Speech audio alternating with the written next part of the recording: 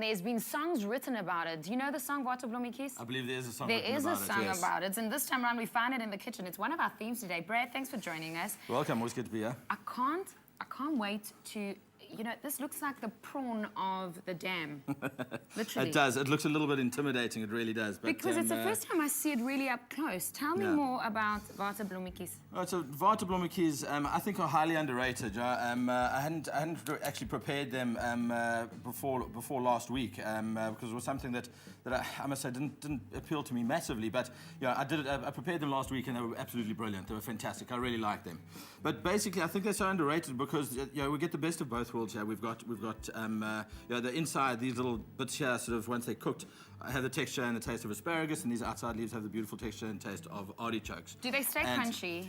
Depends how you cook them. Right. The way we're going to cook them today, yes, they do. They've got amazing texture. If they go into a breedy, they kind of like cook down, quite far, and they become, a little bit brown and almost taste as they taste of the breedy. Yeah? Brad is saying that because after the break we'll be cooking with Water Blomme Kies, but for now I need a more sure. Right. So you said earlier, it looks like they need a really good scrub.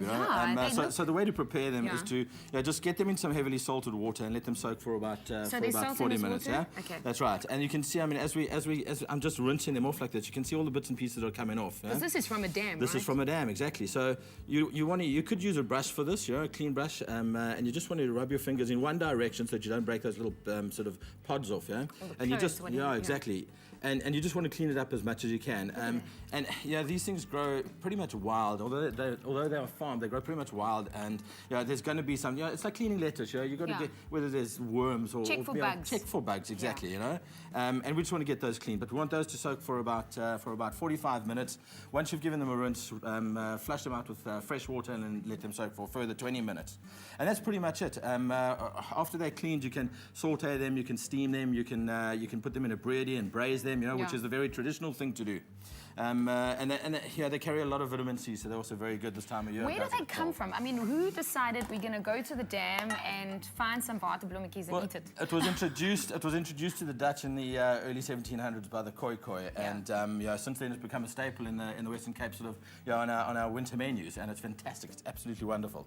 So to prepare them, we're going to use these just now. We've just got a hot pan on, and we're just going to saute these for about 7 or 8 minutes, and then we're also just going to add a little water almost to start the steam. Okay. And that's it. How do we know they're ready? Do you kind of look out for the crunch? Do you leave them tender? Do you cook it like potatoes? I would have cooked it like an asparagus. It needs to go for a little bit longer than an asparagus, but cooking is all about textures and feeling your way through it and everything. Yes, you can follow a recipe, but it's about it's about really getting involved and feeling for those textures and knowing what you're looking for. And we want something as crisp as you would have an asparagus. Right. So once we've got them cleaned up, we're just going to pop them in the pan and saute them. Give a good bit of salt, and we're also going to do a squeeze of lemon to finish. Okay. Well, look, it looks fairly easy. They look really crunchy. In fact, the color even changed just by putting them into the salty water. And look, they almost brighter in color than what they were before you put them in there. Okay, so after the break, we're cooking? What are we making? We're going to do a Water Blomme Kies risotto with peas and basil. Whoa, it sounds amazing. So after the break, we're cooking with Brad.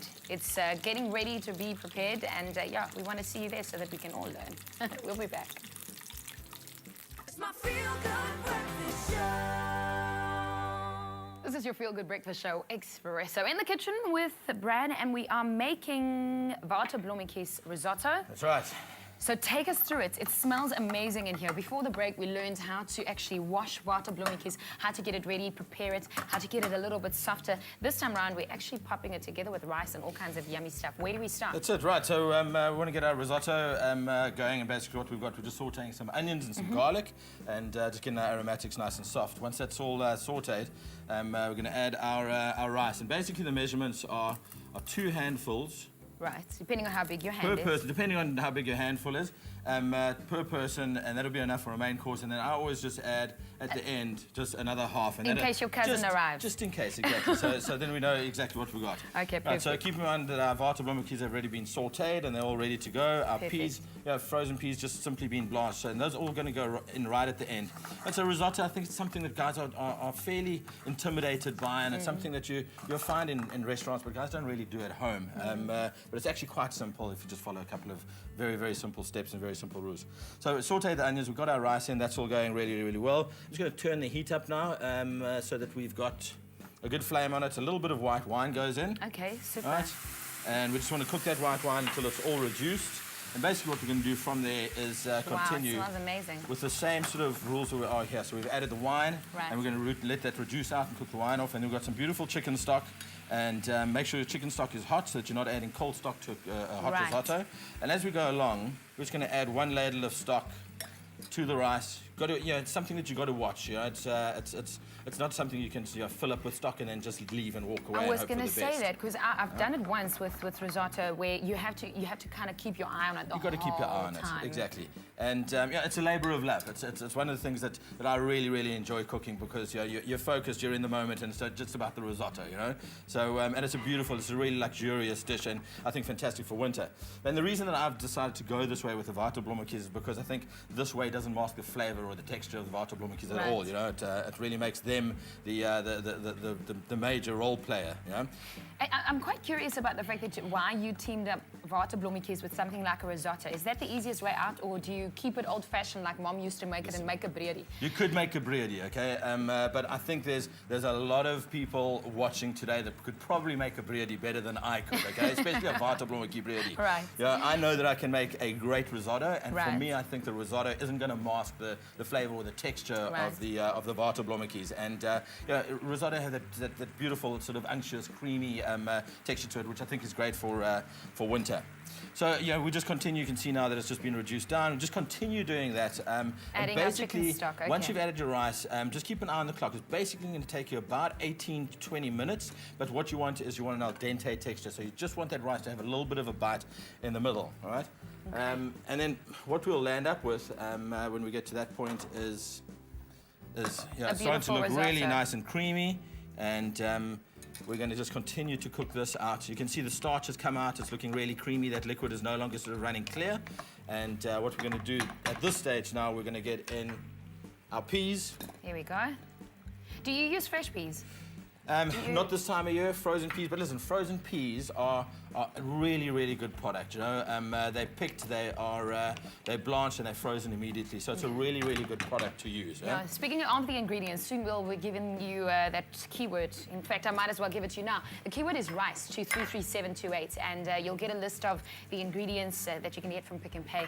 Also a link to the recipe that you can make so that you can pretend to be Brad in the kitchen, literally. So the Blomme is going in there. Blomme are going in here now. These are the ones that we sauteed earlier on.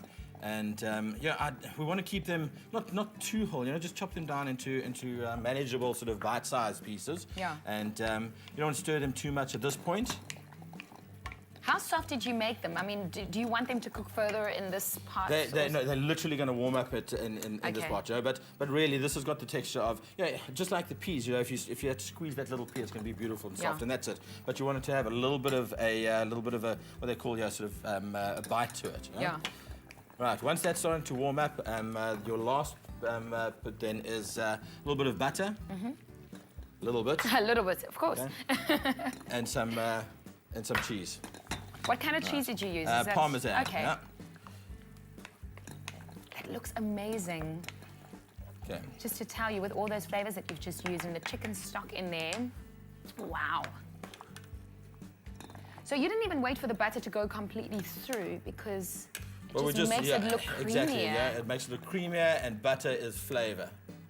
Look at that. Well, we love flavor. You can recreate this. The keyword is rice to 33728. And right, I'm just going to finish off with a little bit of bacon for texture and flavor. Okay, well, while you finish off with that bacon, this is how we created this in the first place. Saute onions and garlic in olive oil. Add rice and white wine and reduce. Stir in a ladle of hot stock at a time while continuously stirring. Add Blomme and peas and cook for 2 minutes. Stir in butter, parmesan, and season to taste. Keyword again is rice to 33728. My mom told me never to take anything out of the pan, but this is amazing and really, really delicious. Well done.